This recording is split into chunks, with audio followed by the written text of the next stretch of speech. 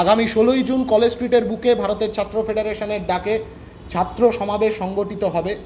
লেখাপড়ার অধিকার, মত প্রকাশের অধিকার, এই রাজ্যের বুকে নিরাপত্তার অধিকার এবং তার পাশাপাশি ইন্টারনেটের অধিকার, এই রাজ্যের সমস্ত মানুষের জন্য বিনামূল্যে ইন্টারনেট পরিষেবা তার ব্যবস্থা করা, তার টেকনোলজি ইন্ট্রোডিউস করা, এই অধিকারের কথাগুলো বলতে আগামী 16ই জুন আমাদের রাজ্যের হাজার হাজার ছেলেমেয়ে, প্রায় 10,000 ছেলেমেয়ে তারা একত্রিত হবে কলেজ স্ট্রিটের মাটিতে, কলেজ স্ট্রিটের বুকে ভারতের ছাত্র ফেডারেশনের ডাকে যে ছাত্র সমাবেশ, সেই ছাত্র সমাবেশে অংশগ্রহণ করতে।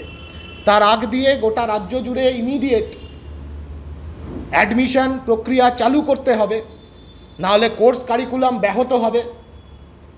অন্যান্য রাজ্যের ছাত্রছাত্রীদের থেকে আমাদের রাজ্যের ছাত্রছাত্রীরা পিছিয়ে পড়বে।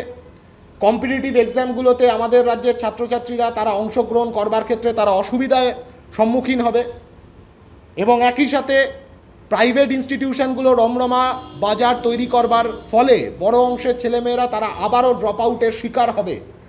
তাই ইমিডিয়েট অ্যাডমিশন ওপেন করো, এই দাবি নিয়ে গোটা রাজ্য জুড়ে এসএফআই তারা পথে থাকবে, তারা রাস্তায় নামবে।